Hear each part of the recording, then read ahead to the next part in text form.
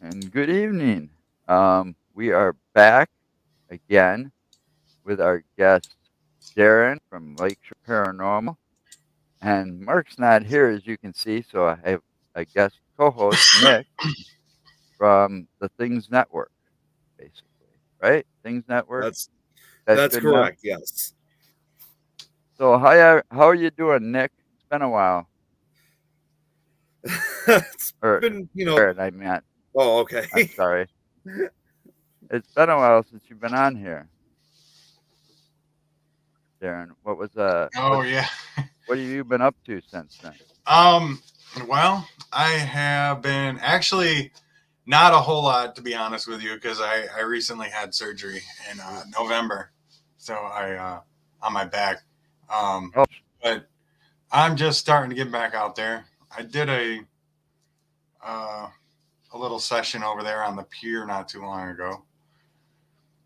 yeah, that'd be a little cold Yeah, this yeah. time Here of in year. Michigan, it was cold. I like to go down there every February and just to check out.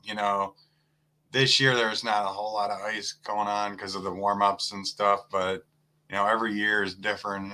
It's pretty interesting because I'm right here on the lake, the beach of Lake Michigan, kind of near Lake Michigan.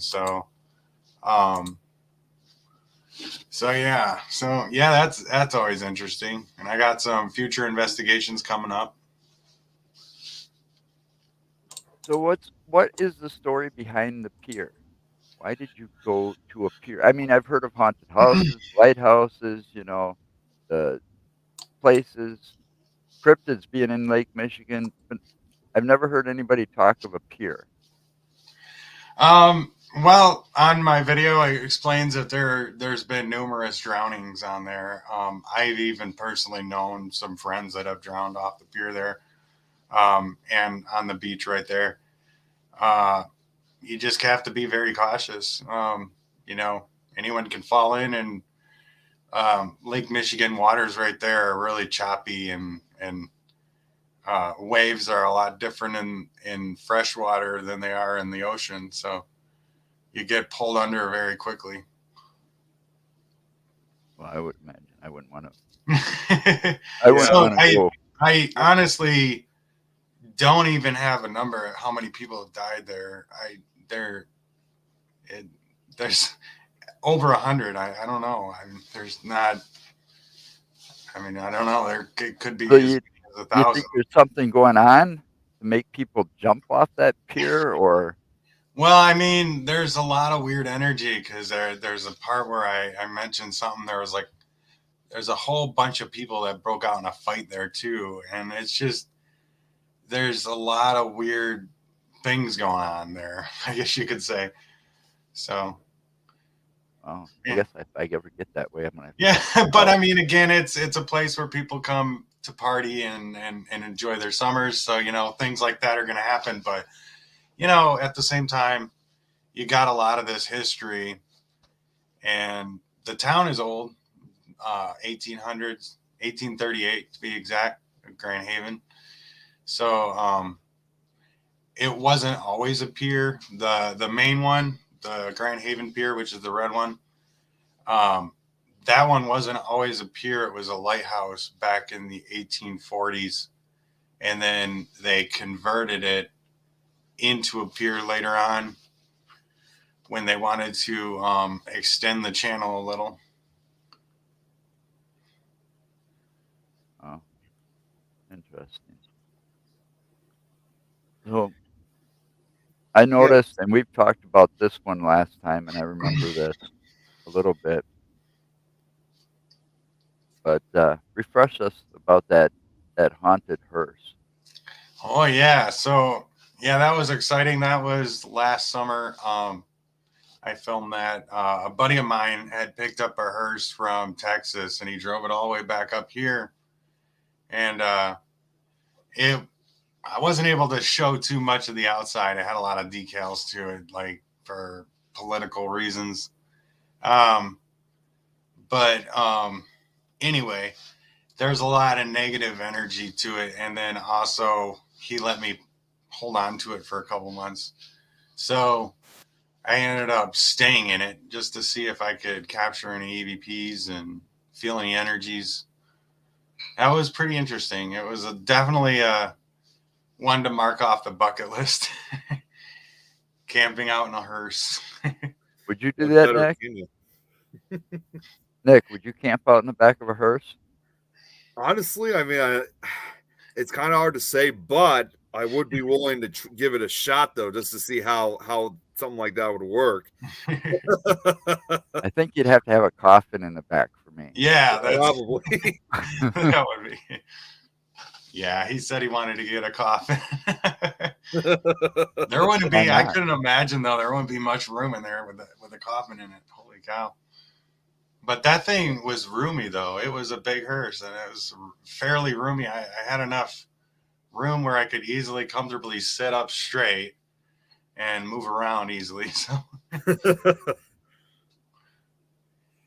It's like Yeah, the it's only kind of place like that you could basically investigate completely by yourself. Like you don't yeah, need a big group or anything like yeah, that. exactly. Yeah, yeah, it was nice. that's something I need to get to drive around in, you know, just for I a didn't show. dare drive it though, because I'm like terrible at like hitting curbs. So I'm like, I told my friend, I'm like, I'm not gonna drive that. I am absolutely terrible when it comes to long vehicles. Well, I don't know if I'd want to drive it if it was haunted anyways. I'd be afraid of the thing taking over. I mean, the next thing you know, you'd have maximum overdrive too, you know? Might even create a distraction because it's gonna be one of those like you see in movies, like you may be driving it one day, and then when you look over your rear view mirror, there's someone sitting Oh right my behind you. gosh.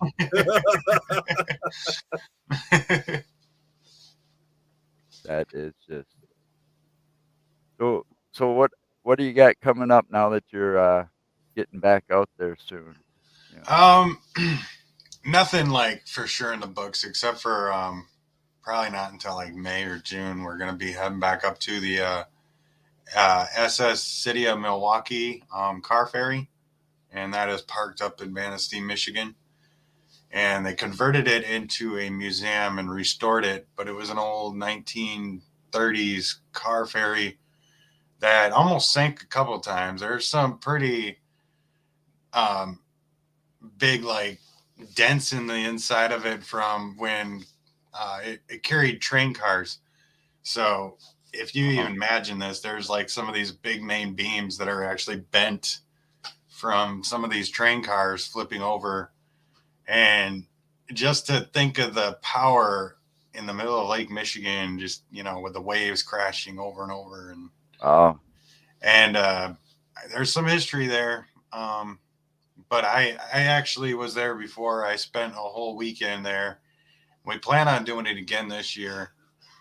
But yeah, it's really awesome. It's an awesome experience because they have all the old like cook quarters like renovated, so they're actually full on like their living quarters. So we yeah. can actually stay the night there and have our own little room.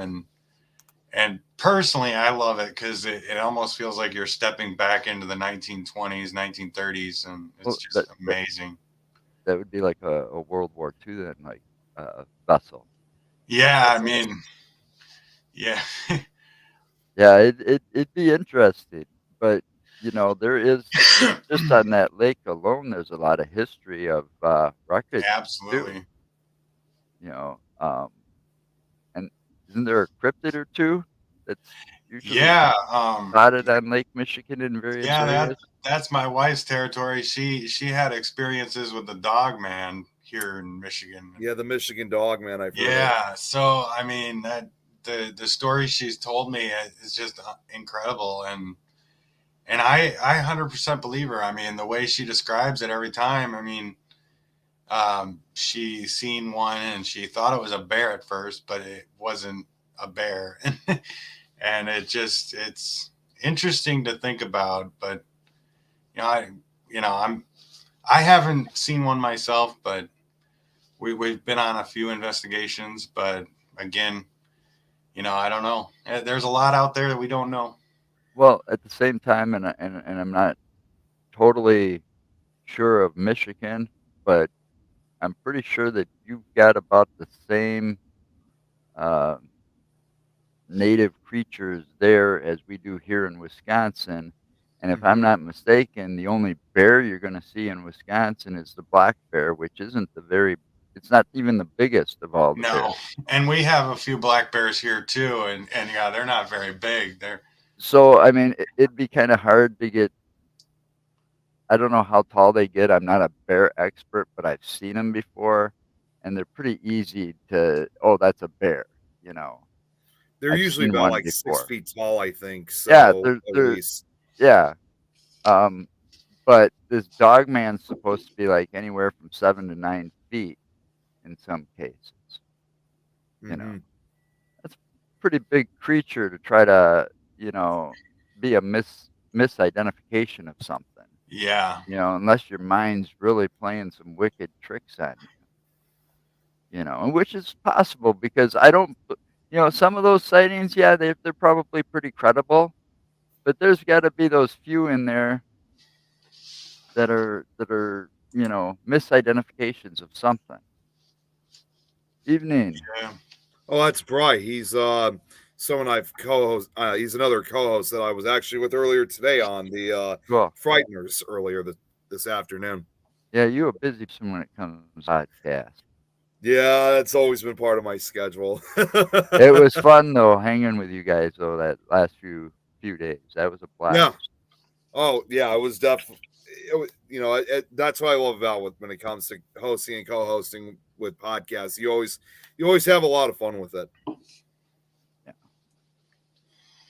So you're gonna just pretty much stick to Michigan, or are you gonna venture out of Um, that state soon?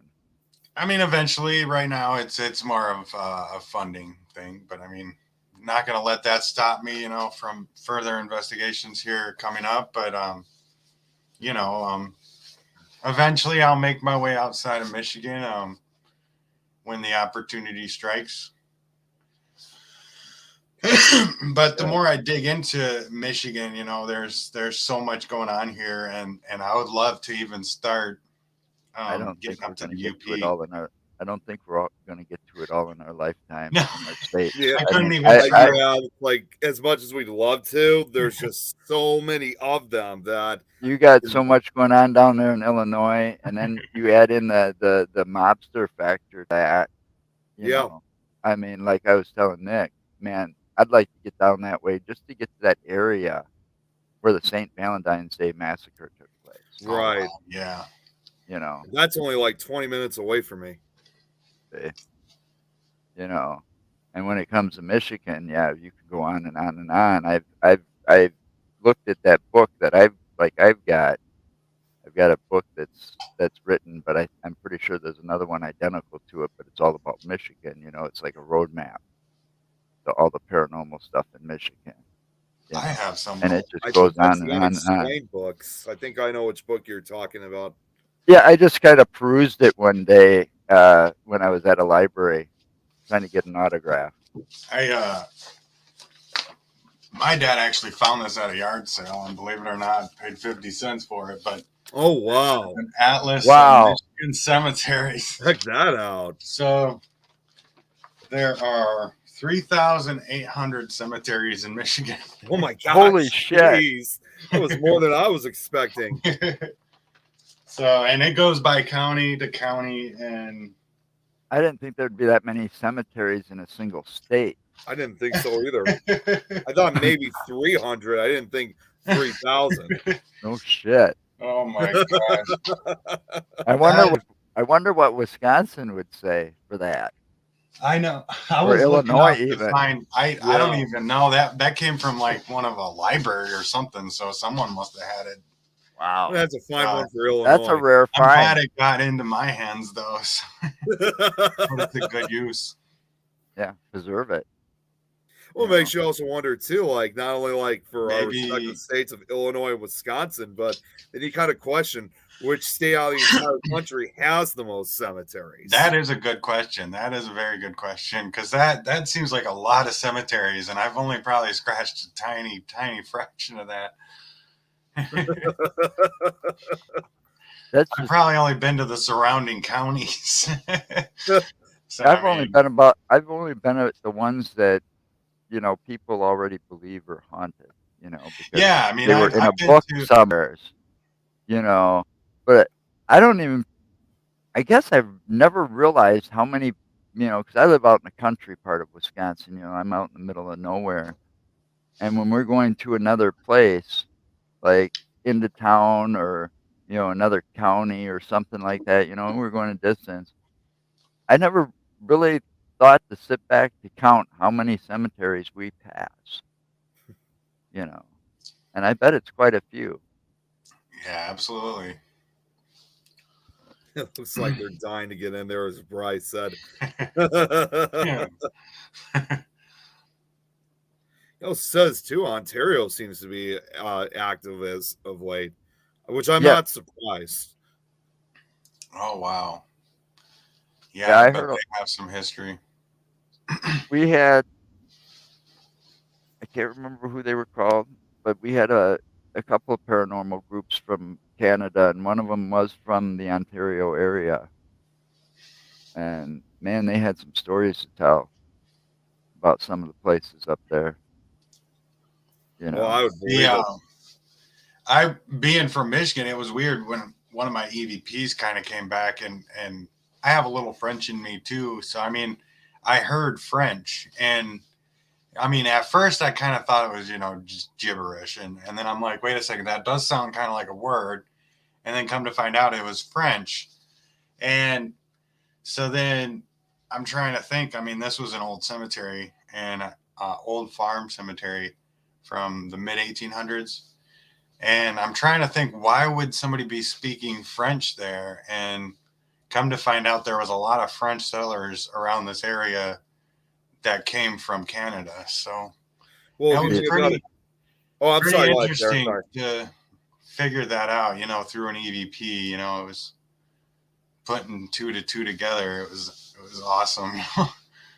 If you think about it, though, too, if you look back into our country's history before, the formation of especially the Midwestern states, parts of the Midwest actually was considered Canadian territory at that time. Oh yeah, So, and absolutely. I'm sure much like, how they have French Canada up north, I wouldn't be surprised if there were French Canadians here living here at one point before the United States was really ever formed.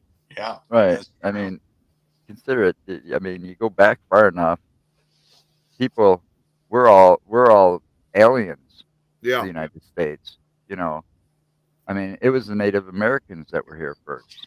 Mm-hmm. You know, and then First you it consider was, how Canada is bordered the way it is. You know, no big ocean to cross to get here, like most of our ancestors probably had to do. You know, I'm sure they migrated south at some point and came down and tried to settle here or there or wherever. So it's not surprising. None of that's right. surprising. I mean, if you look at it again, before the formation of the U.S., I mean, our country essentially was like three different ones because northern side, I mean, you had New England side on the east, northern part of the country was Canadian territory, then the southwestern southern area was Mexican territory. Wow. Right. Yeah.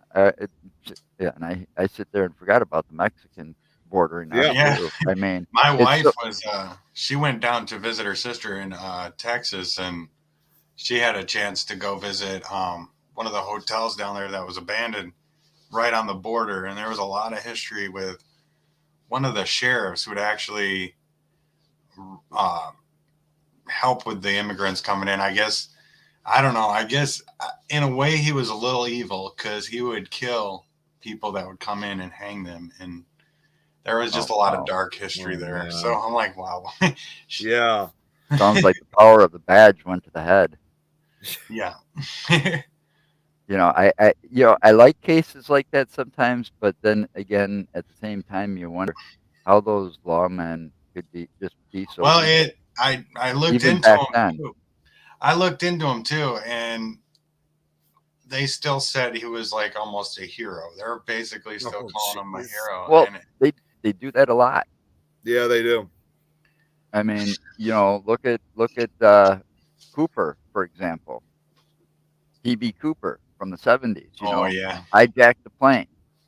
You talk to those people around Washington, Oregon, where that happened, where he supposedly, jumped out of the plane. Those people consider him a hero around there, a legend, but in reality, he's on the FBI's most wanted list, Right. as a criminal that hijacked a plane and to this day still has got away with it. Right. If I was the FBI, I'd be pissed off too. Yeah. They're not supposed to get away with that shit, but they did. Mm-hmm. But they can't Yeah, now, though. that's That nobody could do that now. Unbelievable. Nowadays, sorry, I was just reading what Bry was saying. Spanish settlers are some of the oldest. Yeah. And there's also been recent evidence of Viking settlements. Yep, that's true. There were Viking Oh, yeah. etchings in some rocks and stones up in Lake Superior that they discovered. So, I mean, to think that there were Vikings in the UP of Michigan would have had to have been over 10,000 years ago, way before even Christopher Columbus, supposedly. I mean, maybe not 10,000 years ago, but I think it was at least 1,000 years ago. Yeah, 1,000 years. That's why I tend to question history sometimes. I always they say Christopher Columbus discovered America. I'm not so sure about that. Considering the history and the things we have found out today, with all these guys had to have been here, way back when, and that dates before he was even around. Right. Well, and also discovering too, like how cruel he actually was when he did. Because first off, he never even actually came onto the the actual mainland of the U.S. What became the U.S.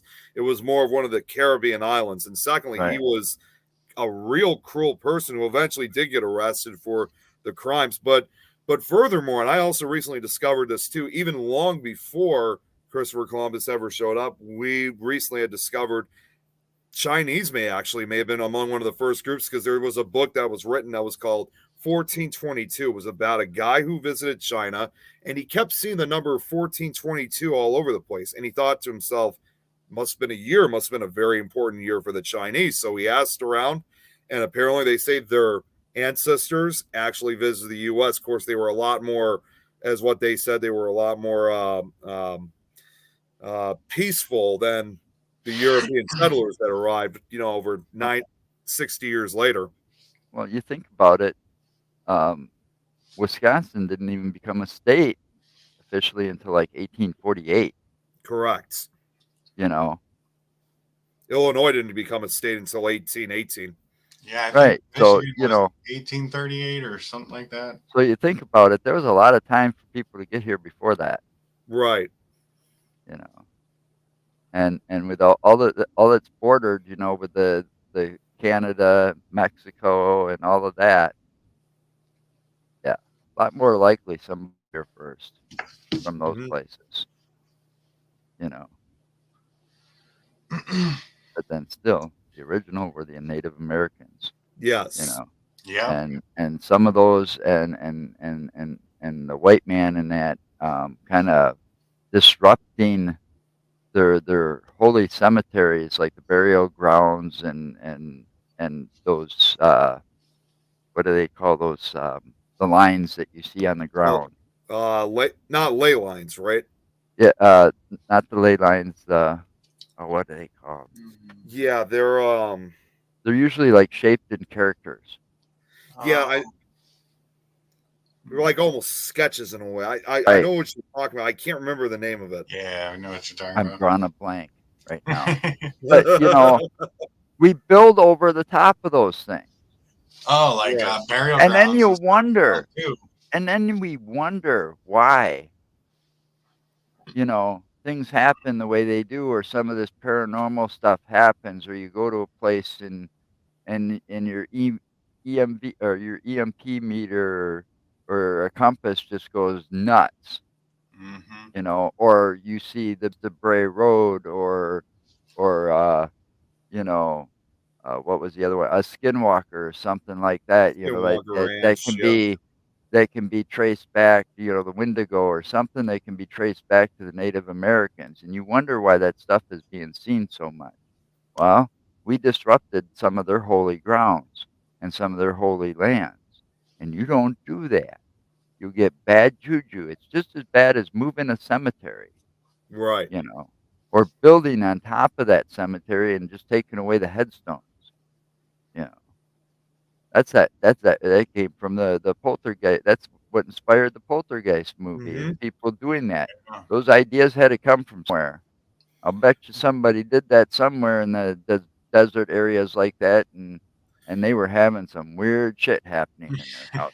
There actually is a location that they base it off. That's Cheeseman Park in Colorado. It was once a Wow. cemetery, which, of course, back in the 1800s, they did separate them, by race, religion, that kind of thing. And there was a guy who maybe not necessarily like you see in the film in the Poltergeist films, but I can't remember his name, but he became notorious for what he did. He ended up purchasing child-sized coffins instead of like full adult coffins, like for the Right. adults who passed away.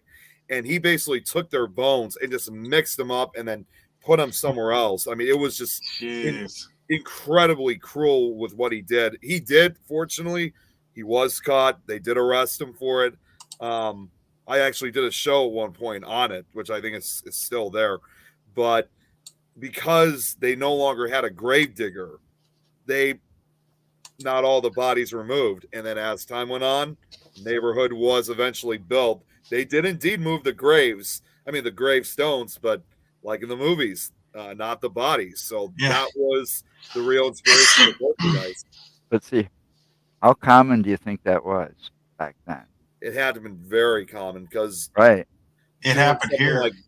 Doing something like that, especially back then, was obviously very good to a lot of these gravediggers because they, unlike today, they know that they're not going to find anything or have any type of suspicion.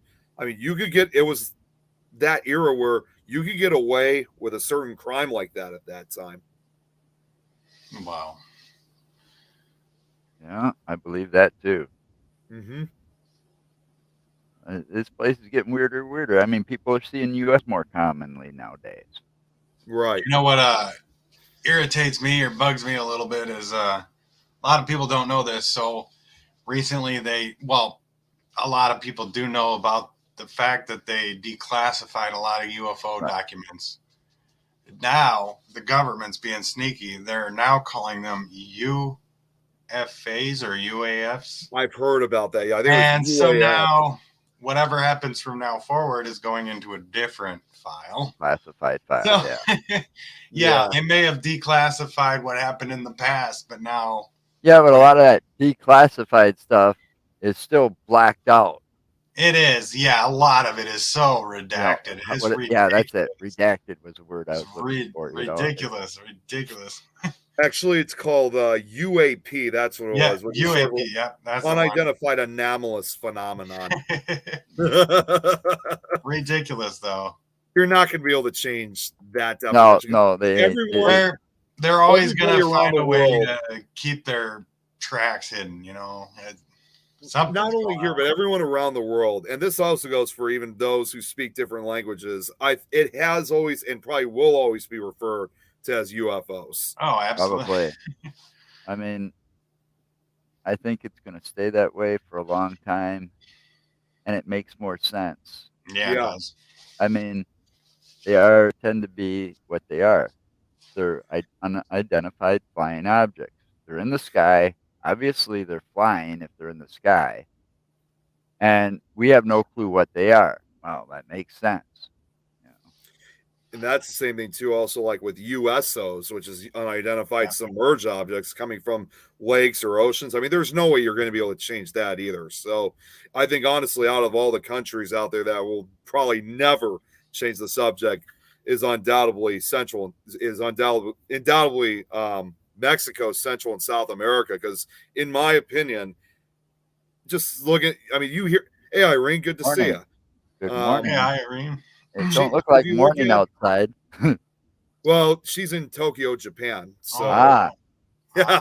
well, hello, So, Tokyo.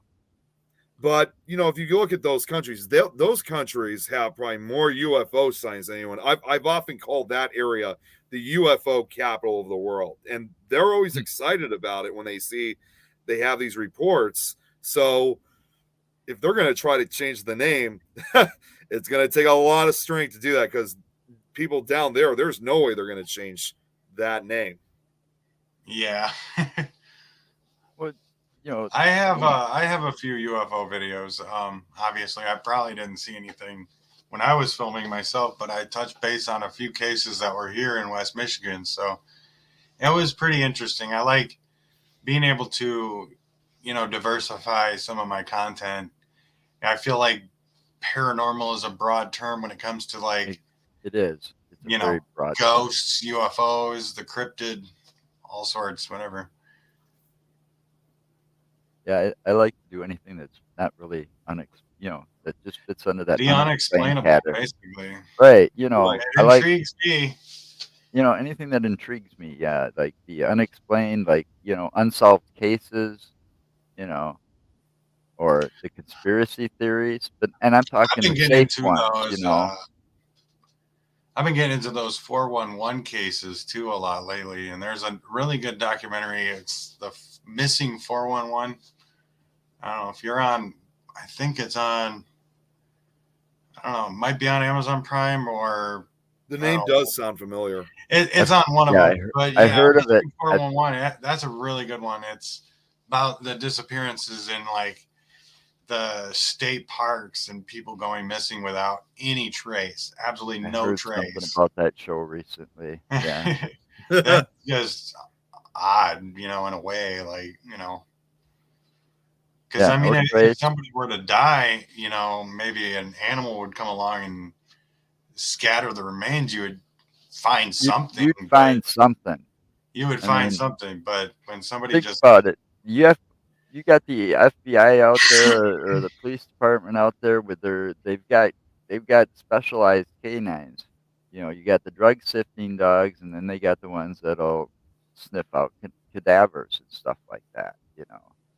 So if they go out there with a dog and they can't find something, that'd be kind of hard to explain, especially if somebody chalked it up, oh, a wolf, or you'd find a bone or something.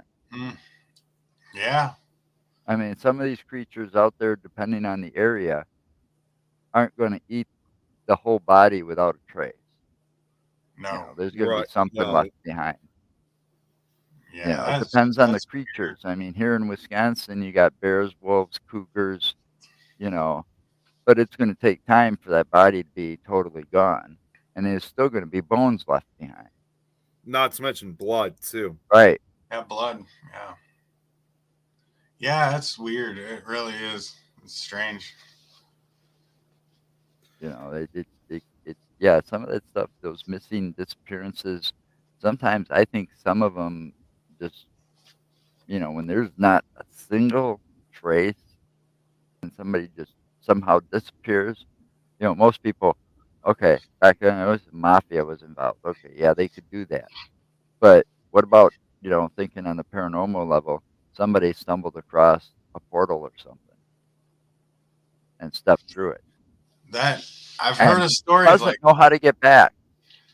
I've heard of people just walking among these little, open portals, so to speak, and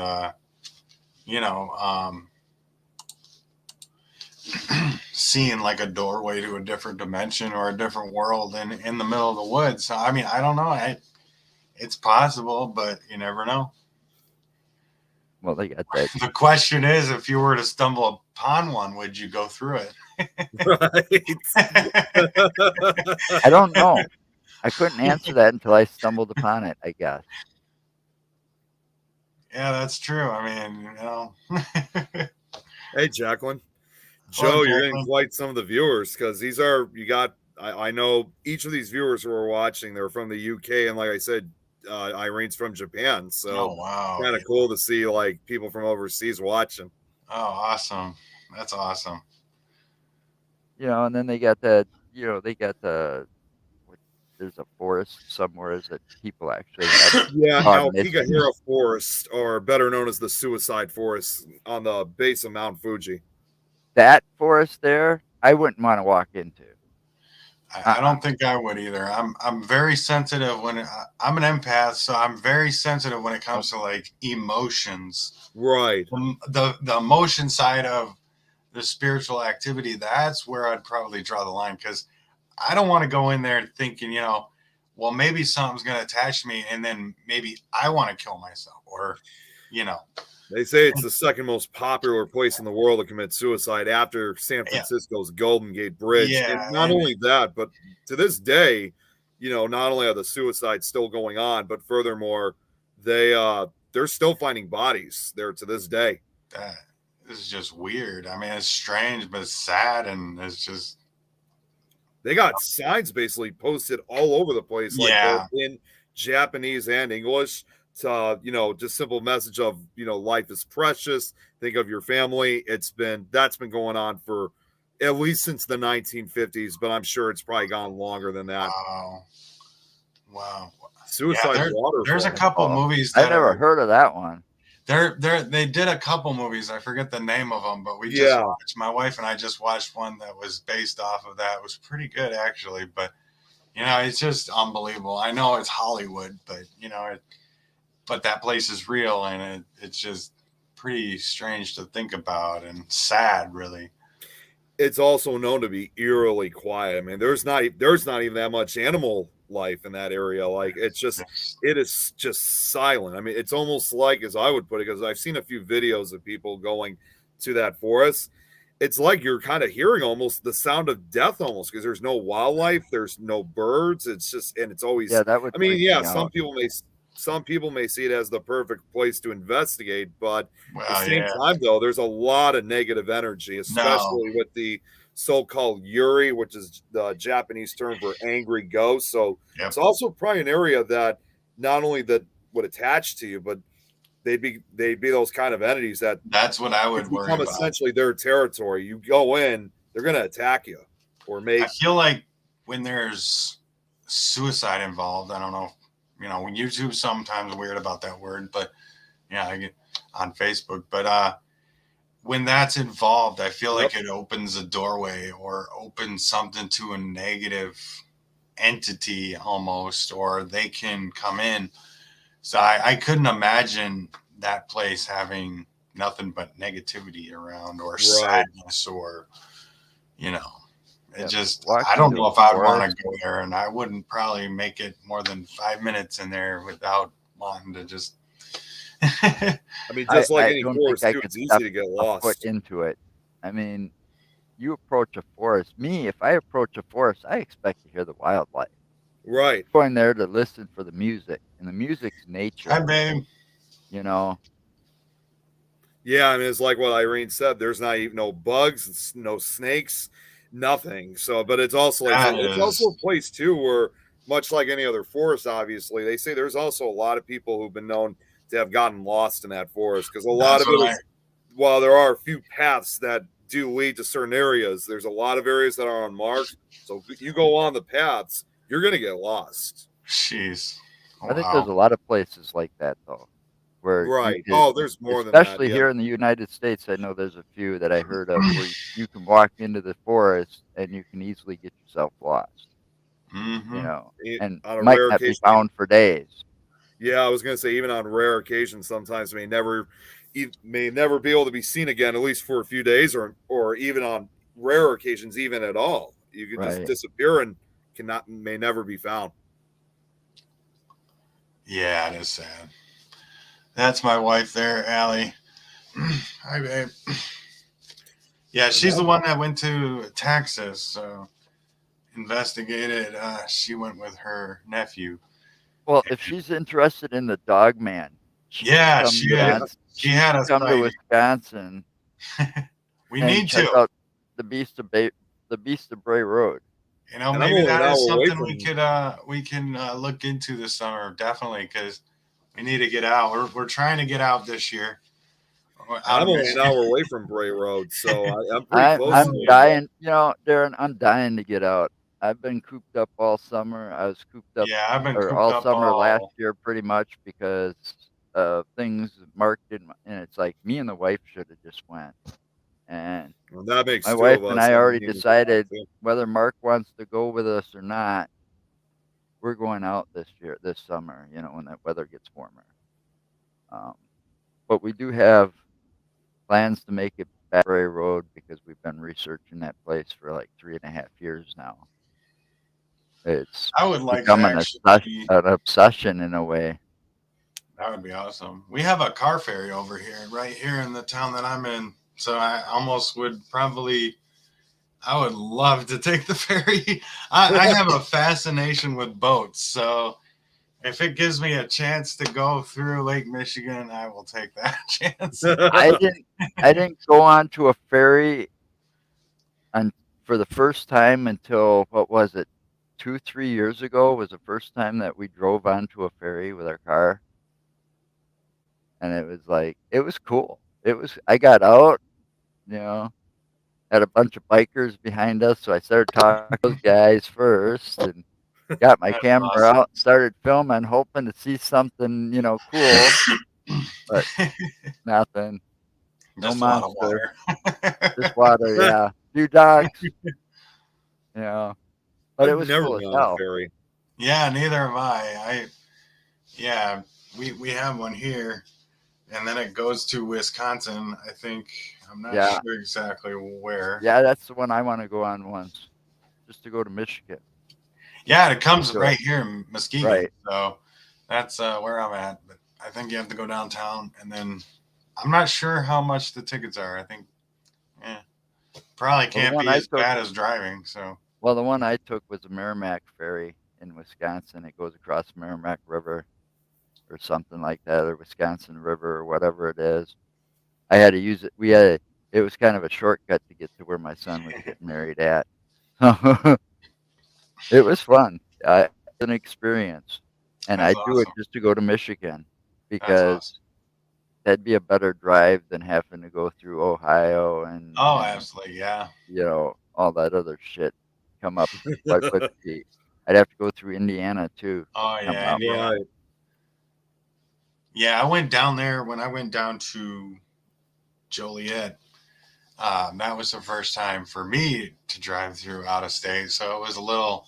I actually have not been driving very long in my life. There was really, when I was growing up, I lived in a small town, Grand Haven. And um, Oh, so one of those ones you could walk from one end of the town to the other Yeah. in about 15 basically, minutes. so there was really no reason for me to get my license. I didn't get my license till I was like 32, 33. So, I mean, Wow. I, Well, you know, so Darren, don't feel like you're by yourself because to this day I still don't have my license either. I mean, yeah, I mean, I think I've only been driving for 3, 4 years now. So, but yeah, and sometimes when I get onto those big lanes, like those big, I think Like the what really was highways. making me a nervous wreck was when we were going right down to, like, when we hit Indiana, and then there was the big turn. Like, I don't know, there was like 5, 6 lanes right there. I mean, oh my gosh.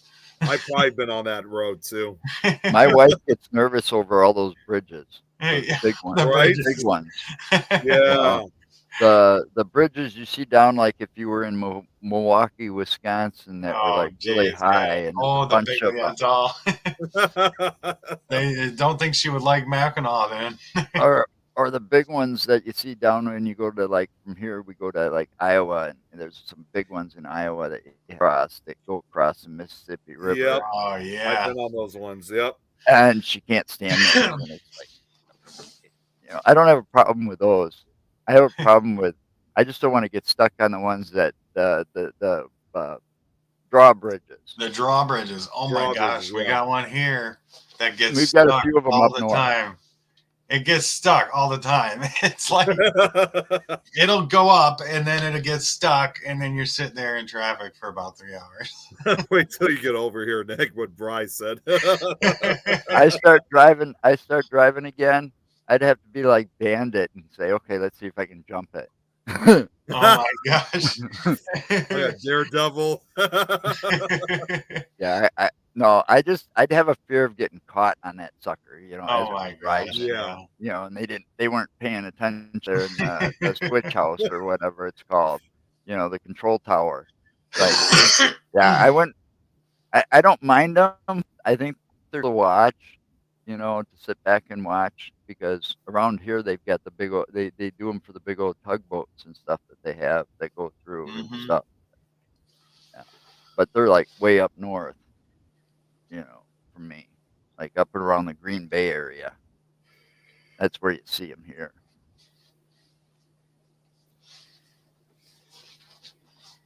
Yeah, I mean, I could, I mean, honestly, that's the closest one I think we have to that kind of bridge is kind of in that area, like with what you just said, Joe, about the one that goes over Iowa. So I think that's the closest we got over here. We don't really have those kind of bridges in the Chicago area, but I know we do have them throughout the state.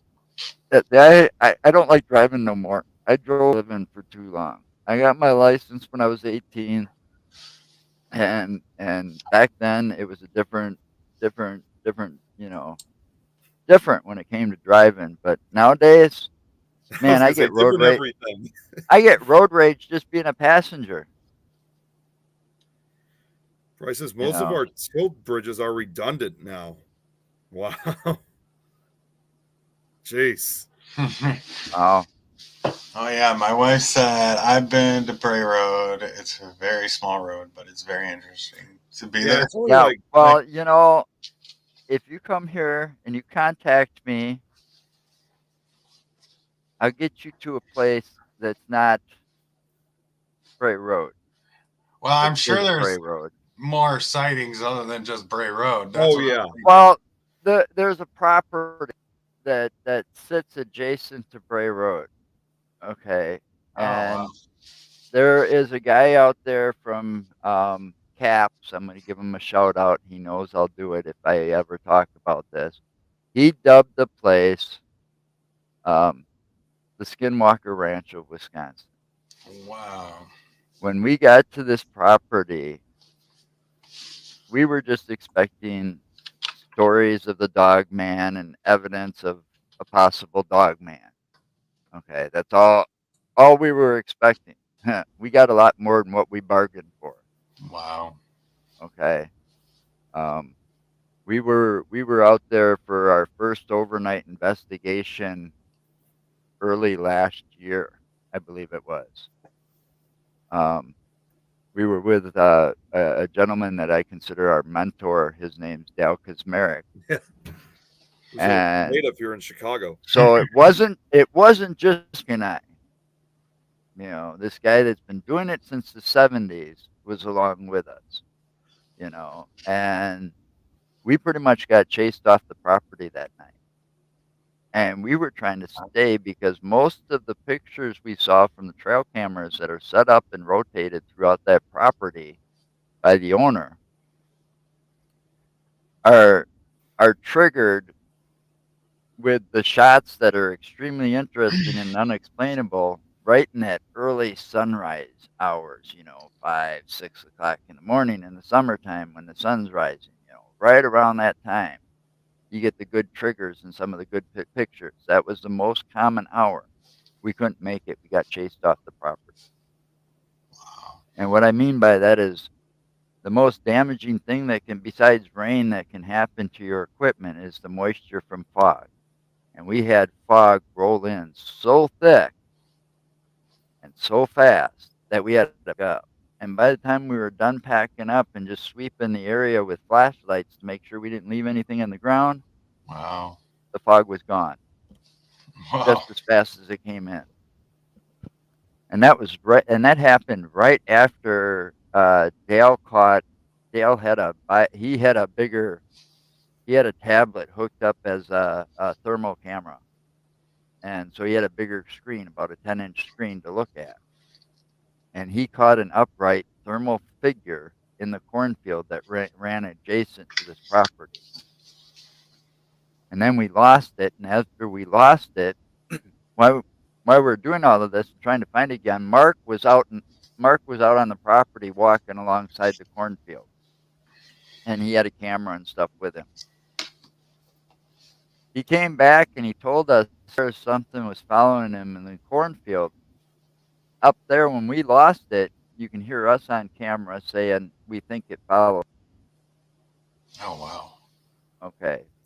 But we did get an upright thermal imager, bipedal figure in the cornfield. Holy cow. And we estimated it to be at least 7 feet. Wow. But it was We'll a strange definitely have night. to get out that way. Yeah. Well, he's had he was telling us stories about until the DNR told him to stop doing this. He would the owner of the property would pick up roadkill deer and put it on his property in certain locations. And he showed us this spot where he found a deer propped in between like 2 trees, where you got 2 trees and they're like this close together, right? Oh, wow. And he said this deer was laying out in the middle of the field, but somehow it was drugged and put here. And the only way that could be, there was no way anything could drag that and put it between those trees. Whatever did it had to lift it up to the higher point of where it spread and dropped it in. That was the only way to get it to where it was. Yeah. I remember that story. Wow. Good night, Bry. He said he's heading out. Have a good night, Bry. Good night. Bye. Take care. No, it's pretty late out in the UK right now, so it's as Yeah. I can't remember. It was either him or Jack when he said it's like 2:00 in the morning over there. They're usually about 5 hours ahead of us, so probably going on midnight, I think. Yeah. Midnight 1. Yeah. Yeah. It depends on where you're at. Yeah. We're right in the Of course, central it's morning in location Japan time. for Eileen. Yeah. Oh my gosh. So, Yeah, we're an hour ahead of Joe, I think. Yeah. Yeah, you're a hour ahead. Yeah, it's probably like almost going on 9 o'clock. 9, yeah. 9. Yeah, it's getting close to 8:00 8 over here. Yes. So and I actually did have a question. This is actually something, and this is regards to something involving Michigan. Darren, have you gone to the Michigan Paracon yet in the past? I mean, have you gone there yet? Or I have not. I've been trying to get up that way. I really have. This past year has been a little tough financially. I'm not trying to, jinx anything for the future, but I'm just trying to get back on my feet this year. So I'm definitely going to make an effort to try to get to one of them, because I know there's a couple. There's the mid Michigan Paracon. Yeah, there's that over one at too. they usually do that at the mill. But the one I've been trying to get up to is the one in Sault Ste. Marie, which is That's the big the one. I was there That's like last the year. big main one. Oh, and it I've is. been If trying to get there. If you're able to go, because I was there last year, it Was is it? incredibly. Oh, I'm man. hoping to go. I'm hoping to go back again this year. It's Oh, it's on my bucket list. It's on my bucket list. I've never been there yet. I'm still a good 8 hours away. So Right. Michigan's a big state. So I mean, it's tough because I still have an SUV. So I mean, gas is crazy right now. That'd almost be cheaper to fly up there. Yeah. Yeah, I don't do that no more either. Yeah, I mean, it's become now one of my favorite Paracons. Or at least rent a car, maybe. Yeah, I'm too tall for them planes. I sit in them planes. They tend to put me in these seats, and then my legs tend to cramp up real bad. Those things are so uncomfortable. I haven't been on a plane since I'd be more school, comfortable actually. driving or riding in an RV or something. Yeah, that would be nice. Shoot. We actually do have an RV. Only problem I'll be touring all over if I had an RV. We I want to get have one. an RV. Only problem is the RV that we have.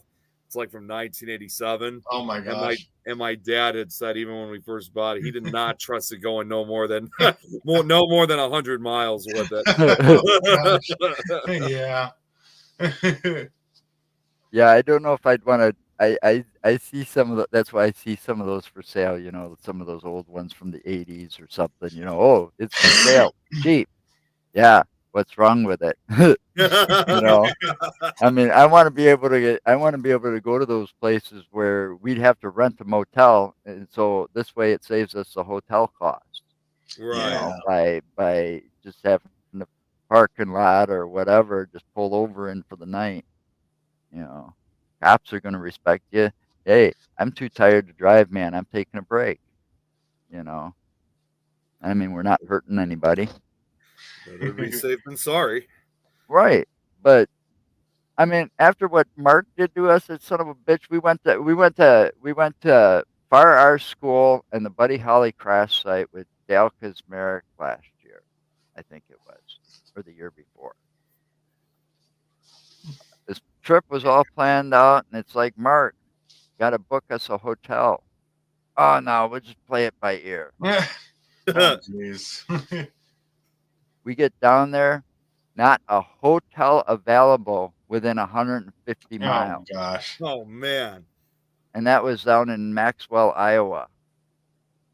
You know, and it's like, you son of a.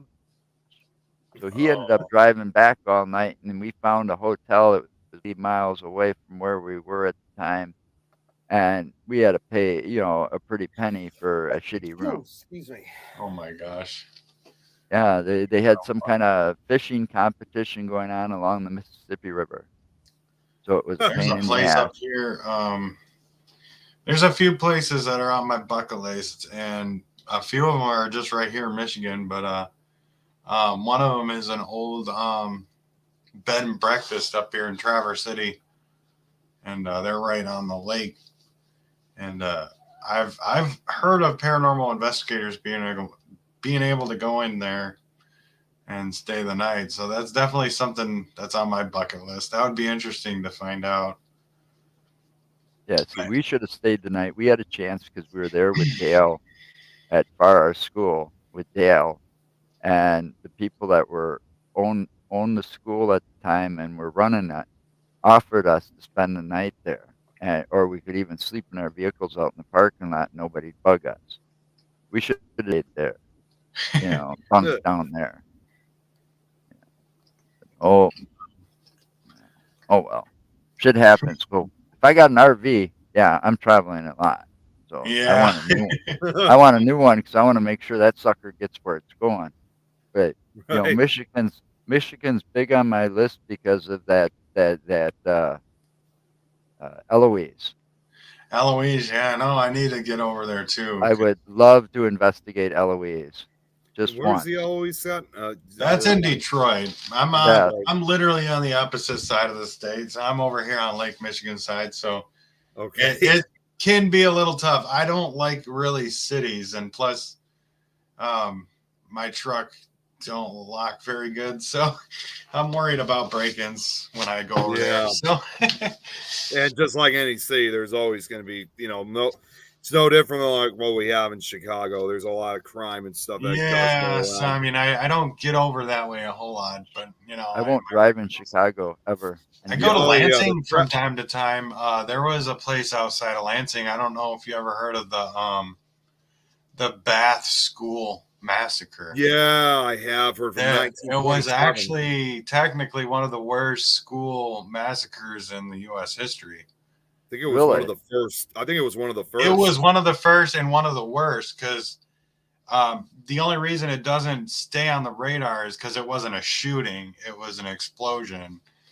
So I mean, but there was more deaths there than any other school shooting or massacre. Was it an intentional explosion, like somebody Oh planted a yeah, bomb? this guy was one of he wasn't getting paid properly, so he had a vendetta. Oh, so it was like a disgruntled employee too. To boot. And that was, and and it was. he This was an older guy. he ended up killing someone in his barn, and then he ended up taking a bunch of TNT and going up in front of the school and blowing the whole thing up. Yeah, there was. I actually just looked it up. 45 people were killed by this. One at the perpetrator's house. It was 43 at the school itself, including the perpetrator himself. One at his house. One later died in the hospital. So that brought the entire death toll to 45. But it was horrific. It was 38 elementary school children and 6 adults. Holy shit! Yeah. So they didn't even have a chance to be kids yet. Yeah, we No, were they there. didn't. I was there. I The went school there doesn't and I exist. went to the cemetery where they buried a lot of the victims. Oh Now, man, that's sad. yet now today the school doesn't exist anymore. All there is just a cupola. I think that's all that A exists Coppola, now. yep. Yeah, And as I like don't a think memory. it's even the original. At the time I thought it was original, but then I did a little more research and they just someone had remade it and then donated it to the county. Yeah, it was Yeah. like it was like to be a memorial for all the Yeah. victims. And they Yeah. said this was considered at that time too. I mean, it's still considered probably the It deadliest, but it was was one of the worst until you had, you had Well, Columbine, you had the Connecticut shootings, and then but all I these other mean, ones going it's on. sad well, that this one's fallen off the radar so much because I mean, it happened so long ago, but I mean, it's still, one of the worst. It has to be one of the worst. yeah, it would. And the thing is, a lot of those people, they have a bad thing like that happen in their small little town, their small little community. They got to do whatever they can to kind of get rid of that bad taste in their mouth. You know, Mm-hmm. um, for instance, like we've got that here in Wisconsin. We've got this place that, and I want to go. You kind of got to investigate the whole town, but the best place is the cemeteries to go to I um, agree. in this town. Okay, um, but Ed Gein, Yeah, Ed Gein.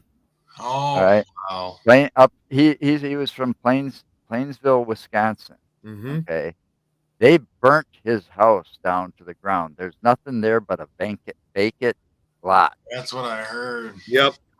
today. That was one of the The places hardware I store is wanted still there where to he check took out. his that he murdered the one and only victim supposedly, that woman that worked at the hardware store. That's still there, but it's been remodeled several times, it looks like, over the years, of course. But they don't like to talk about it there a lot, and they don't like you snooping around a lot. So you got to get permission and be very careful up there. But I got somebody that's been there before that's supposed to take me up there this next time. They forgot to notify me last time, and I hate that when that happens. Wow. Yeah. But people get into a rush or it's a last minute thing, and all of a sudden people are, they forget to call. But yeah, I want to go up there and check it out. But the two cemeteries, he's in an unmarked grave up there in one of them, Oh, wow. and it's the one that he robbed a lot. But he Right. robbed from both of them, though. I mean, and look at all the movies, the characters that were based on this guy alone. Yeah, which became some of the most notorious horror films, especially like Texas Chainsaw Massacre, Yeah. Leatherface. Leatherface, and then Silence of Yep. the Lambs, and And Psycho. Texas Chainsaw Massacre, Leatherface was based partly on him. Mm-hmm. Psycho. Psycho, yeah. And then Yeah, even a whole Silence of the bunch. Lambs with Yeah. Yeah, Buffalo Anthony Bill. Hopkins. Oh my They gosh. eventually made a movie about a dramatization movie of Ed Gein himself. So I they're mean, yeah, that was actually a pretty decent movie, but yeah, that's crazy. Yeah, that's one of those places that's on my bucket list, big time. I got a little bit of a fascination with serial killers. My mom me started too. that one. We got My it. mom started that because she looked at me one day and said I looked like Charles Manson. Yeah, I was over just here in driving her. Chicago, we got a few, I was just driving her to notorious the serial doctor's killers here too. office, and she says, "You look like Charles Manson." It's like, "Thanks a lot, Mom." And then I've got this thing for the mob, mobsters and the mob and the mafia, Mm-hmm. because I'm like Italian, so Me I've always too. had a Me too. fascinated with it. So I've always been fascinated with that, and being so close to the Chicago area, with the Al Capone and all of that down there, and during Prohibition, Mhm. and some of that history floods up this way a little bit, It but not I was as does. gonna much say as it down in that floods up Chicago here. area. Oh, Yeah, man. it was not just Chicago. I mean, in the case with Al Capone, he really spread his influence We throughout my throughout wife and basically I. throughout basically like the northern parts of the Oh, state. So it absolutely. wasn't just Illinois. Right. He was, as I would put it, he was really a guy who was, if I could put it in some best way to say, he was basically a gangster who really had control over the city and beyond. You know, like no other gang member or gangster in any part of these areas' histories had someone as controlling as Capone was. If you know anything about Al Capone, my wife's not too far away from the remains or the grounds of the Yellow Motel, which basically was a hotel where he pretty much owned. He had pretty much free reign to do whatever he wanted, whatever criminal activity he wanted there. Some even speculated he buried bodies out there. Yeah. So I mean, we've gone there a few times. There's a lot of weird energy there. Reports of red glowing eyes. We've gotten a lot of things ourselves. On that road, I had captured headlights, and there was a lot of reports of phantom cars and Model Ts, and we seen a Model T, but we only seen the headlights. But they're just there, you know. It wasn't. We seen it on the dirt road there, but they weren't coming closer. They weren't going farther. It was away. like they were parked. Yeah, basically. It's Wow. very That's incredible experience. And then there was a hospital not too far from there that we had access to, and down below was a tunnel where, well, they filled it in, but there was a tunnel where he would sneak in people who got shot by the cops, or if they needed to get out real quick, you know. Well, but I'm the sure doctor there was crooked, and he would actually help those guys. Right. So if they got shot by the cops, they would go there and get stitched up and then sneak out the back. That was brilliant, though, if you think about it. Yeah. He probably had a lot of people on the payroll, and that's how that tunnel got built. Yeah. I mean, there was even beliefs that, as crazy as it's going to sound, especially maybe more in the Chicago area than other areas, but Capone even kind of had some kind of control over law enforcement that kind of made him immune from being arrested. I mean, it sounds like it. As I would probably put it, he probably had more control over the city of Chicago than even the mayor did. I mean, he could have been practically the mayor if he wanted to. Oh, yeah. And also, I was just looking this up, by the way. Just one quick thing about the Bath School disaster. You guys are not going to believe this. There was, this just happened last year in May. There was actually a survivor that was still alive from the Bath School. It says on May 1st of last year, weeks short of the disaster's 95th anniversary, Irene Dunham, the last Bath School student survivor from the time of the disaster, sadly, she passed away. She was 114 years old. Holy shit. Wow. Yeah. Wow. She was still alive. Even think anyone... Now, can you imagine, like, the story? Wow. I'm sure even at that age, she probably remembered that almost clear as yesterday. Oh, I couldn't imagine. You just imagine the stories she could tell you. Well, and also all the years that she's living, she's watched all, I'm sure she's heard about all these, school shootings and stuff like that. And I'm sure there's no doubt in my mind she was probably thinking, this is just like what happened almost 100 years ago. I mean, it definitely has to be bringing back horrific memories. Yeah, it'd be a trigger. Wow. Watching that stuff on the news, that'd be a trigger for somebody like that. I'm sure back in 1927, I'm sure even back then people were thinking, let's hope something like this never, ever happens again. Unfortunately, it has happened before. I mean, maybe not as bombings like the one in 27, but very similar situations. So what was something that they were hoping that would never happen again? It's still happening now. We're still dealing with that almost 100 years later. We can't seem to learn from our own history. Right. Sometimes, exactly. And it's sad, because if we could learn from our own history, this world would be a much better place. It would. Oh my God. And so there was this whole thing with the AI thing, and I already can see it happening now. And mark my words, slavery is going to happen all over again. Yeah. We're going to end up having robots that are going to help us out. Eventually, they're going to get too intelligent. They're going to want to rebel. And they're going to want to tell us that we're just that whole spot scares the hell out of me. And that's just history repeating itself over and over again, man. Because that is solely possible. I mean, you look at some of these devices they've got now. Yeah, I call them. I say some of these are the fucking stupidest devices in the world. But then I tend to wonder because I'm a paranormal person, and I'm an investigator first, mostly before we do the show. We only do this because it's cold outside, you know. Yeah. Um, but you got those AI devices in your house nowadays. Oh yeah, The Google thing, the Alexa Alexa. I thing, don't have and an Alexa. I don't like those but things. but anyway, I never will. they can turn on and off your lights in your house, turn on and off the TV, whatever. Okay, give you the daily news. But here's the other thing. On a paranormal point of view, I think these could be a good tool. Okay. I've had these suckers go off for no reason Wow. in my home. Nobody said nothing. It's totally quiet, you know, and the TV's not any of these loud enough to set any of these things off, and they'll just go off out of the blue, you know. But to think that they're making the artificial intelligence robots, that Yeah, scares the hell out of me. I know. And they're that supposed is. and they're supposed to be able to learn Oh, as jeez. time goes on. Well, That's like that's what that I'm saying. movie. There's a lot of these like new ideas for people to get these robots coming out and to help people. I mean, what eventually going to say that they're going to say, hey, enough is enough? It's just like history repeating itself again.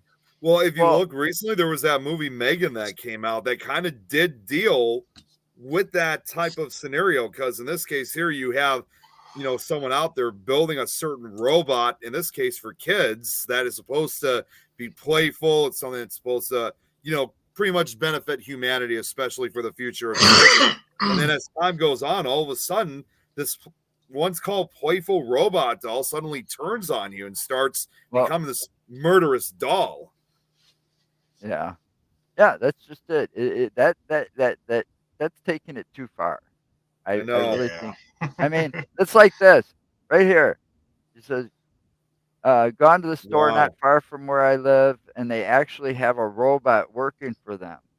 You Wow. know, that's bullshit. That's taking money out of somebody's pocket. That just took Yep. a job away from That is. somebody. That's like them damn self-checkouts at those stores Yeah. where you have to check yourself out. You know, I go there, I can get an employee discount for doing that. You You know, know, the I don't thing get about paid those to do self that. checkouts, that was my job when I was in high school. So it's like seeing that is just weird because it was Well, like Well, it's when an I was in high insult. school, that was my job. And Yeah, now it doesn't even exist. I and I deal with one of that my every day. I first work at a jobs was at a grocery store. Walmart. I worked at the very first Walmart in Madison, and that was one of the things I did. I was a cashier. You know, you take away those jobs from people, and some of those were elderly people trying to supplement their income, Right. if you ever noticed. And I Yep. mean, not all elderly people should have to be door greeters either. I've seen some of them people, some of them women and stuff out there in their 80s, and they're in better shape than a guy in their 60s. Right. You know, Hmm.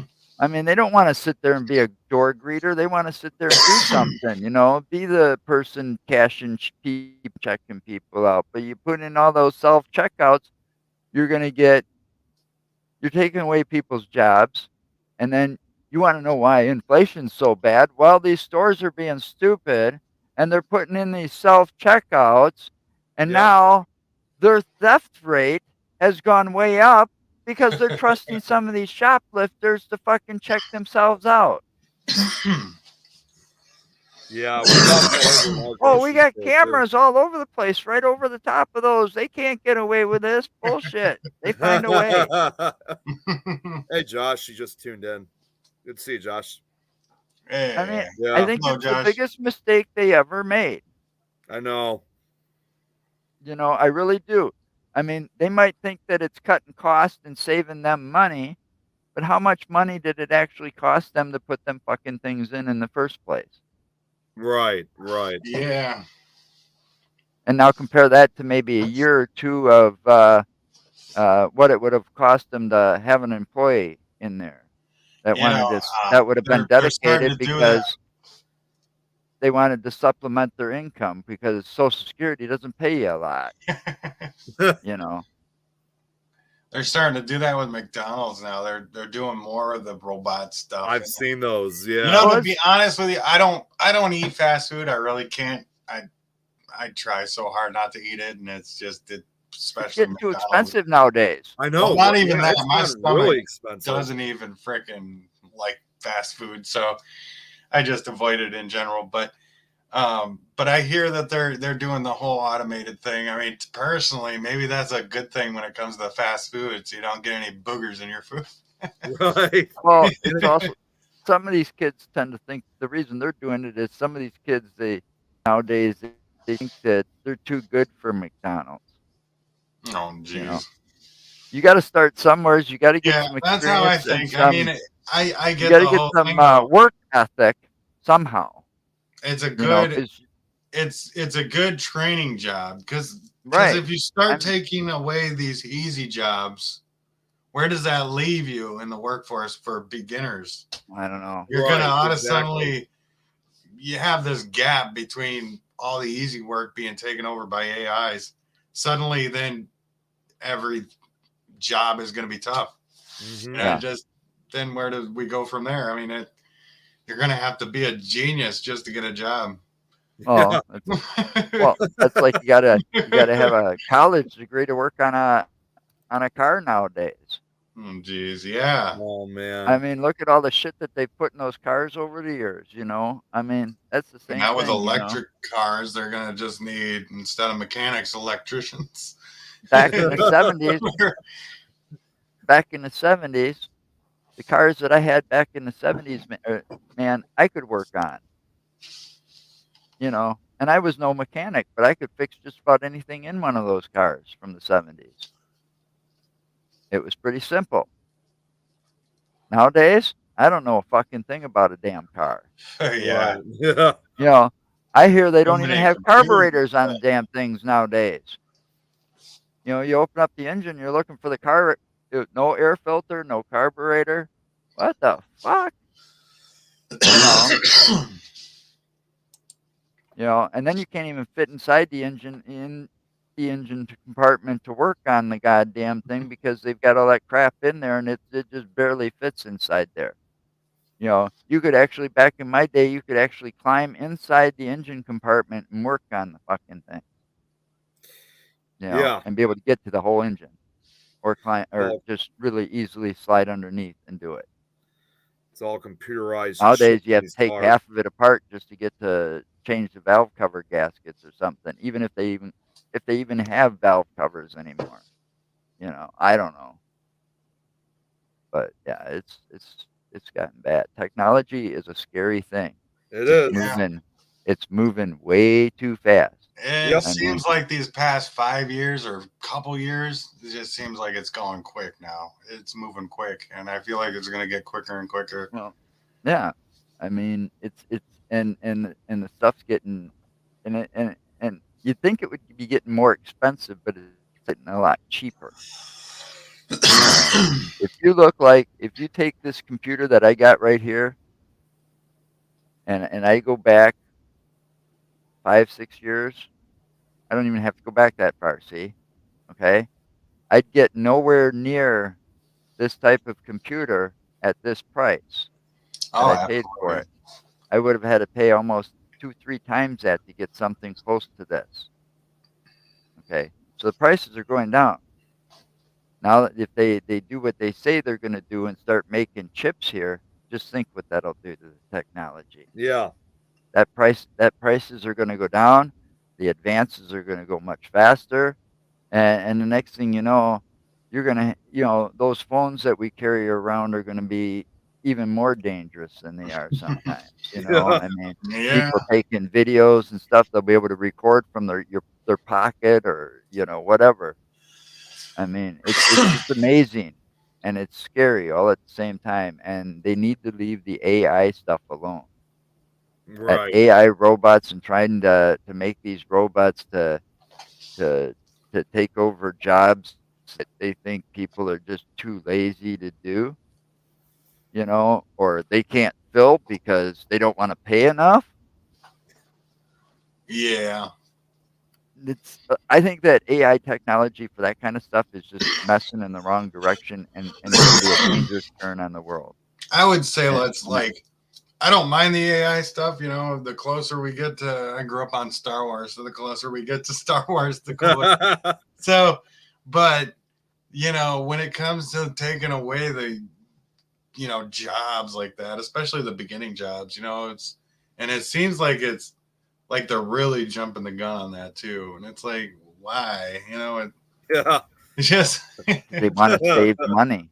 Yeah, I guess. But I mean, it's all about saving money, and not, and the turnover rates for some of those jobs that they're replacing were quite high in some places. But the reason they were turned over is because they weren't getting paid a whole lot. Well, those are entry level jobs, or beginner jobs, as you call it.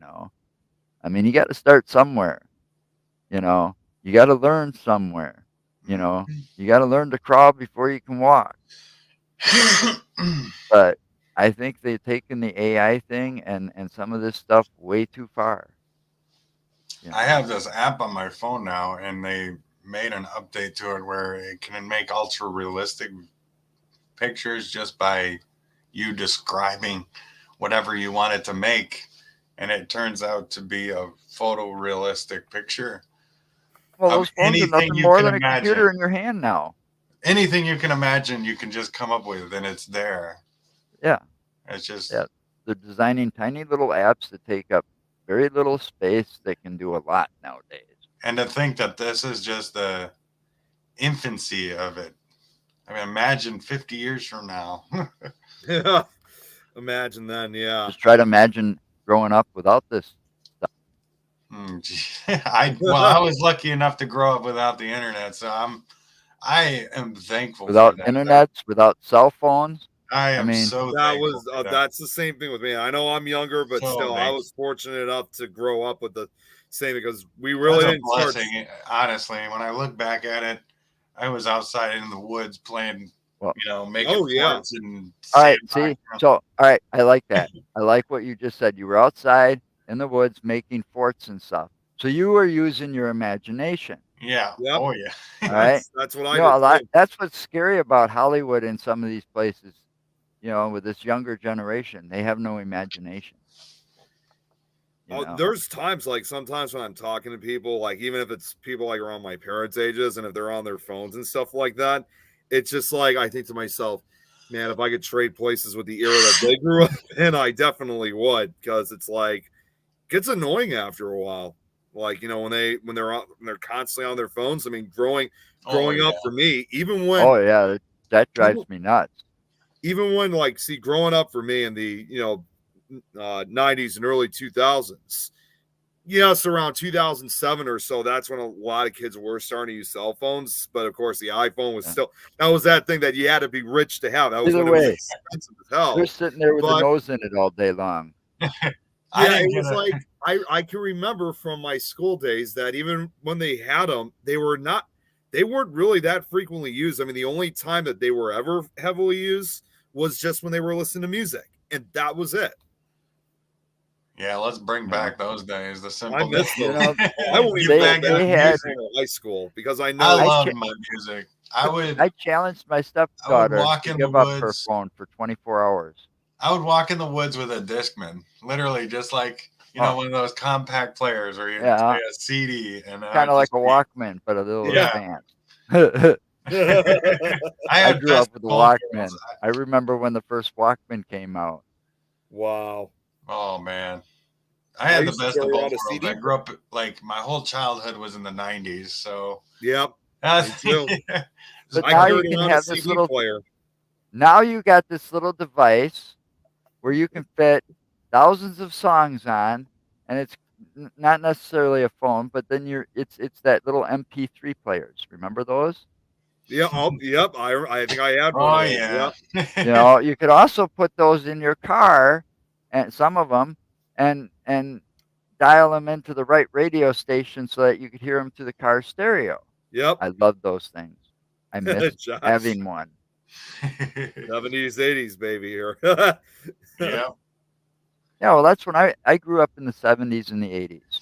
I graduated high school in 1985. Okay. So, I often yeah. said if I had graduated like high school and became an adult earlier, I think things would have still been just fine. Because some people only say, "Well, that was just because you were in school and stuff." No, I don't think it would have mattered basically. So when you look at all You these never decades, know. but yeah, but at the same time, it's like look I keep back. I mean, saying with all these different decades, those were truly the days. I keep saying some of these kids would never survive growing up when I did. I mean, they Right. can't give up their phones. I challenged my stepdaughter to give up her phone, turn it off for Yeah. 24 hours. 3 hours later, she had it back on. Oh man. She couldn't even last, 12 half the time. Oh my gosh, I could just I'd be busy often. Me, I do artwork, so I mean, like, just if I had a chance to get off my phone, I'll go do something else. I have one. I have one. See, I have one. I have a cell phone. Yeah. But it sits next to me most of the time, and half the time it doesn't even go with me. Because I care less. I'm not going to sit in a restaurant, and that annoys the hell out of me too. Oh, You're sitting yeah. in a Right. restaurant, especially a nice restaurant like a steakhouse, and they're sitting there with their nose in their phone going like this, or watching a video in the restaurant on the restaurant's Wi-Fi. Oh my gosh. I hate that. I do. You're No. supposed to be there to visit with family if you're out to eat, not sit there and visit with your friends on your cell phone. You do that 24/7 as it is. It's a wonder half these kids ever sleep. If Yeah, any, I can go on and on like this. I'm an old man. I was born when there was payphones and you had to keep change in your pocket in Yeah. case you needed a ride home. Yeah. Yeah, that's how I was. I had to have at least 25 cents for the phone, the pay Oh, phone. damn right. Some of If these kids anything, when it comes, nowadays, they see a payphone. I don't think they'd know how to use it. yeah, But then later in the 90s, they had the call collect. So I'd just be they like, did. Yeah. Did they really? yeah, you would ask the other person on the other line if they'll accept the charge. Back in the day, if I'd have called my house collector or something like that, my parent would have whooped my ass. Well, you know what I would do is it would actually do give that. you a second to say your name. So instead of saying my name, I'd just say, "Come pick me up." Oh, so you had a code. So you had a code thing going on with your parents. That's funny. That was smart, though. Yeah, that was smart. I would have done that. But yeah, we didn't have to call collect. They were always payphones, all over the place. I saw one not too long ago. I was shocked. Oh my gosh. I went up to it. It didn't work. No dial tone. So, yeah. But it's just amazing the generation gap and and I'm thinking, God, what did my parents think of my generation? I know. I mean, they grew up with even less. At least I was still a kid when cable came around. Yeah. I mean, I do remember when it was only 3 channels plus PBS. But when cable came around, man, I was watching channels out of Chicago in the morning before school. There was a show called Ray, and What then show? right after was Ray Rayner. It was Oh, the Ray Rayner oh my show. God, It was on before school in the morning, like 7 o'clock in Yep. the morning. My parents watched that too when they were kids. That was part of the Chicago history of television. Yeah. God, now he's really making me feel old. No.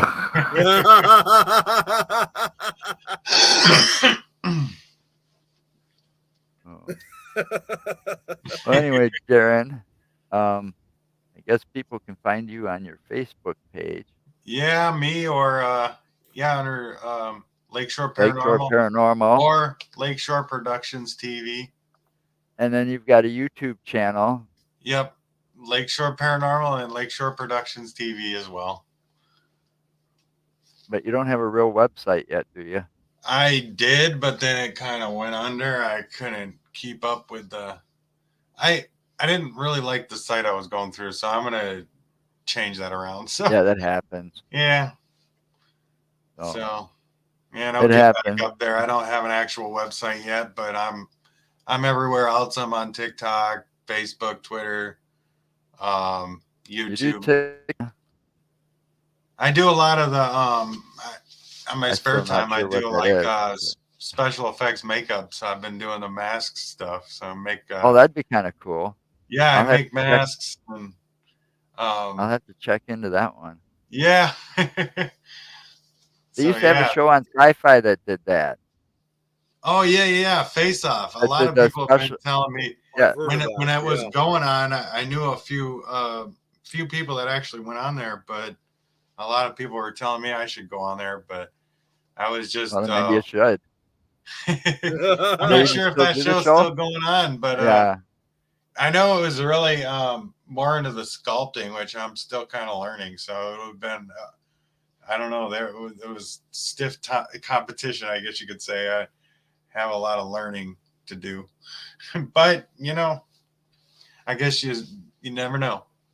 Looks like Josh has got a question here. Just noticed. Is Darren officiated? I guess with LSS Japan. Yeah, I mean, yeah, I'm with LSS USA. Good buddies with Martin, so Me I too. could say, yeah, I I was am. gonna say. I think you probably Yeah, see me in the chat. yeah, of course. Yeah.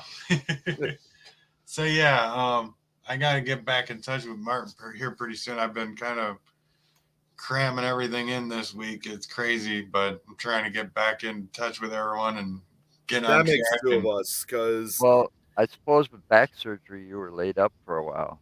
Yeah, I mean, I'm just trying to get back into my routine because it's just been a little hectic. And then, I mean, my surgery, I think recovery was only about a month, but then after that, I ended up injuring my leg when we had the first snowstorm.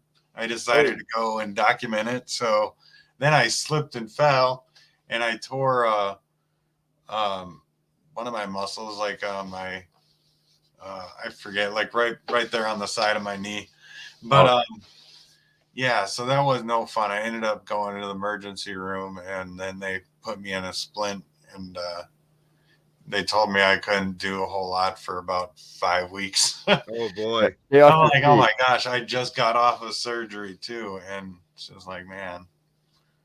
been So there, make sure done you that, stay off Josh. your feet then. So, but I'm getting there. I'm getting back on my feet, getting slowly. I can still feel a little pain in my leg, but I'm trying to take it easy, not Well, too. hopefully you'll Go be too all ready crazy. when the warmer weather gets around. That's what I'm hoping.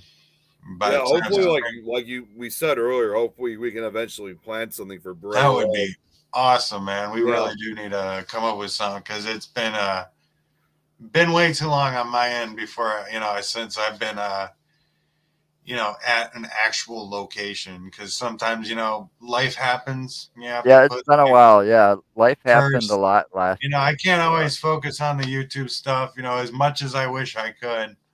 It's tough to get out to actual locations from time to time. So, but it's been enough time where we definitely need to get out this Yeah. year. So we We're definitely itching. will. We're itching to go back. We've got Dale wanting to go back to Bray Road with us. We spent 3 years investigating this property after discovering it and meeting with the gentleman that owns the property. Um, Dale wants to go back with us, but it took us all that time before we even released anything, and we released it at the Milwaukee Paranormal Conference Oh for wow. the first time. So that was our thing then. We don't have anything for this year yet, so we don't know if it's going to be Bray Road or something new this year because I'm pretty sure we're getting asked to go back to the Milwaukee Paranormal I as was going to guest ask, when speaker. is Milwaukee Paranormal Con this year, Joe? Um, I believe it's going to be right around. Well, it's always right around T. Krulos's birthday, and I think that's in November. Okay. It's later in the year. It's after the summer's over. Okay. So during the So fall.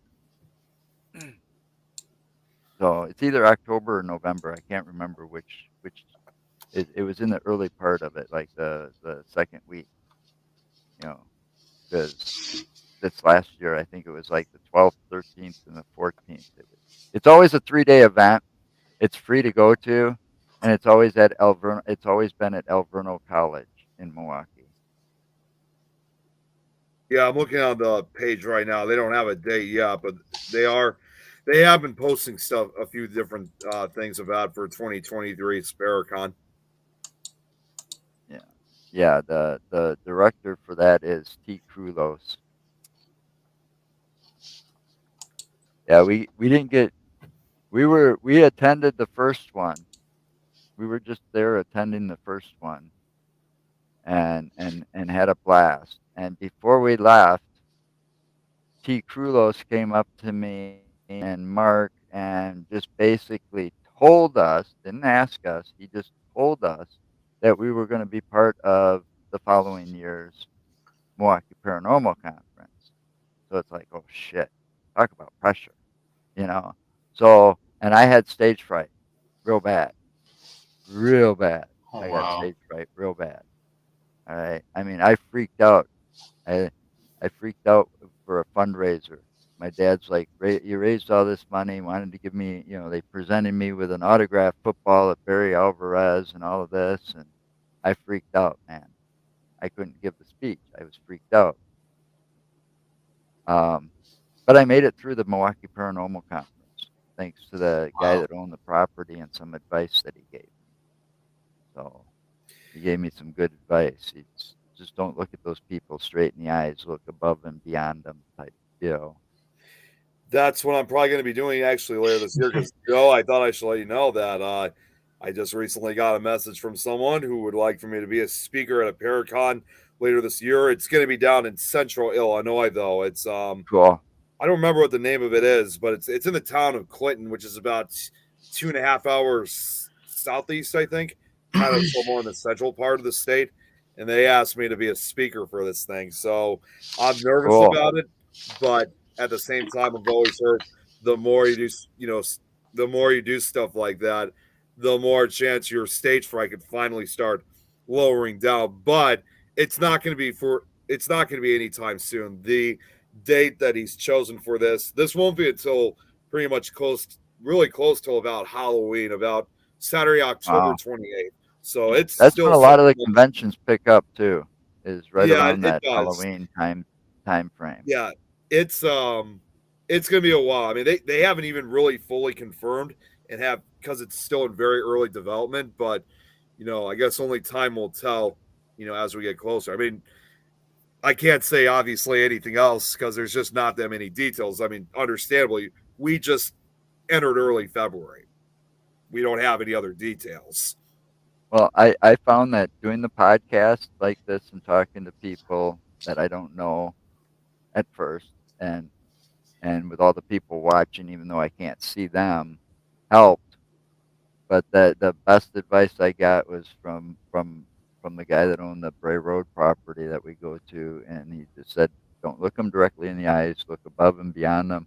And it helped. I mean, I was nervous at first, but it went off a lot better than I thought it would. It was our first time as a guest speaker anywhere like that, and I'm going to be looking forward to doing it again and hopefully more often. It's awesome. Yeah. That makes two of us because like I said, just last year, I had my debut last year at another Paracon here in Chicago. Oh, well, on the outskirts, but it was also in October, and we actually had it broadcasted on the network. So it was nice to have my debut of doing something like that. And yeah, I'm kind of with you on that, Joe. I'm hoping to do it more often too in the future, so I don't always have to be nervous about it every single time. Right. Yeah, I'm kind of like that too. I still get shy, even on my channel too. So I'm Well, still camera shy, even though I've been doing this for the almost first five time I years. had to actually get up in front of people was when It was like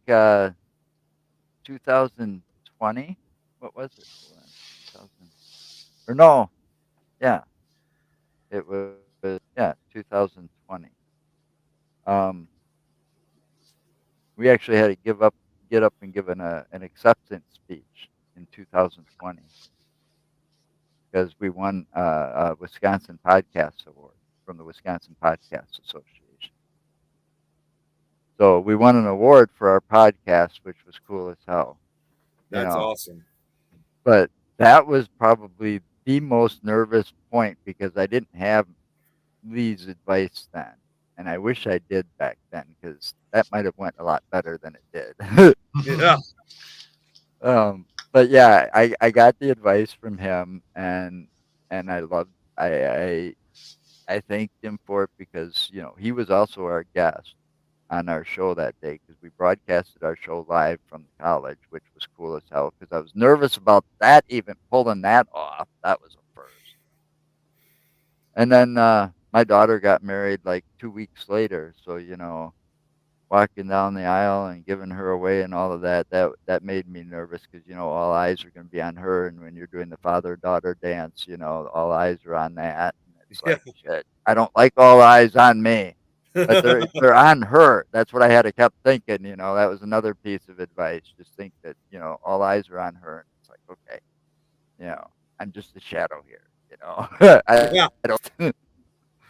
So That's a piece of advice for like when you're gonna do a speaker, because this is what I did for my debut. Is I actually practiced a few times before I did the real thing.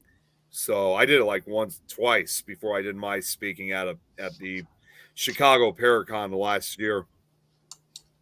yeah, we didn't really have a script.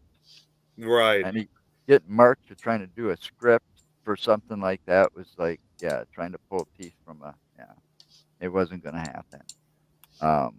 But we tend to fly by the seat of our pants, and it works more for us, I guess, because of the chemistry we've had. I've known Mark for about 25 plus years now, something like that.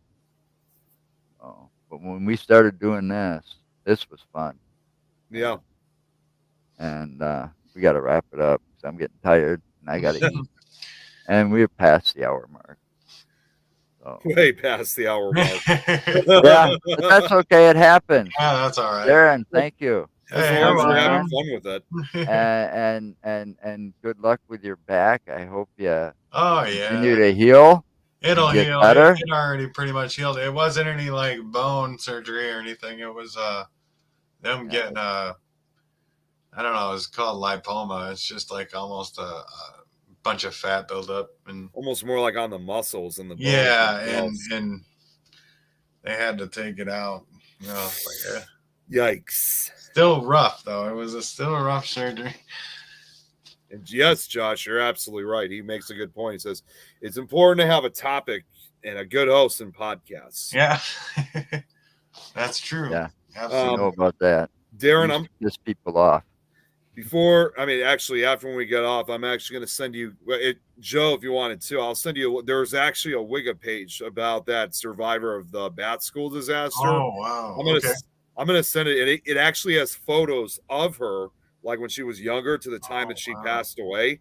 And there's also an interview. And you know what's even more amazing? Because since you live in Michigan, she was well, she still is even after her death. She was the oldest verified resident in the state of Michigan. Wow. I mean, 114 It's years just amazing. old. People are living a lot longer than they used to. Yeah, she and her brother actually was still alive until he passed away 2 years ago. He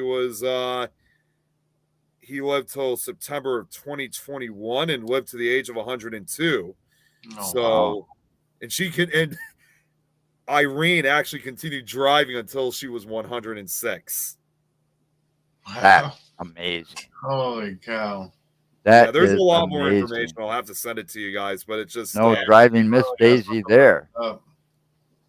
Yeah, born 1907, lived till May of 2020, and she lived her entire life in Michigan. So she was born in Bath, and she died in Lansing. And at the time of the Bath school disaster, she was older than the other kids, but she was 19 years old. at that time when Oh, it happened. wow. So, Wow. especially an age like that, there's no doubt in my mind that prior to her She death, was going to remember. Yeah, and she was she going to was. I remember mean, it would have quite a been lot different more than. when it comes to such disasters and tragedies. If it was like happening to like a very like little kid, like 4 years old, I've always said those type of survivors would have been too young when the event occurred, but too old to remember it. Well, But I in think this I case, also I also think that they're at that age. I think that their body has that built-in defense mechanism where they would automatically block a tragic event like that out, right, so that they don't exactly. remember it. You Well, know, in this case, she was 19, so this was yeah, she's definitely gonna something remember every detail. she was never going to forget that. And even I'm actually seeing right now, I'm just found a picture again. I'll send the page. She even went. She was among one of those who actually got the COVID shot. So Oh, they even wow. photographed her picture when she got her shot of Oh, wow. the Yeah. COVID shot. So she basically was going through everything. Oh, Wow. sounds like she was Amazing. still, out there, you know, being alive at 100 and whatever. Yeah, that 114. Yeah. She I even mean, to attended still. there's a photograph of her when she was in her late 60s, and this was when she was attending the 50th anniversary of the disaster. It was during the Bath Consolidated School Class of 27 in June of 1977. That would have been the 50th Wow. anniversary of it. Oh, wow. Wow, She probably that's never just thought she'd live amazing. to see all this. And, So well, Oh, amazing. wow. it's amazing what the will to live is a strong thing too. Yep, And if she had a very strong will to live, I could see some. I mean, look at some of these people that are living over 100 years old nowadays, I and some of the know. amazing things they do or have Mhm. done. You know, She survived a bout of colon cancer, surprising her doctors. Whoa. Jeez. I'm not. Sadly, I wasn't supposed to. I'm living past my expiration date, yeah, as they say. You know, I mean, I wasn't supposed to make it this far. right. I mean, I was diagnosed with AML leukemia December Oh, 4th, wow. 1995, and those doctors said on that day I wasn't gonna make it to see Christmas that year. 3 Oh, my weeks away, gosh. you know, Wow. and here I am almost 20 years later, Yeah. and the bone marrow transplant was only supposed to give me an additional 10 years. So that means I was supposed to die in my 40s. I'm Wow. in my 50s now. Wow.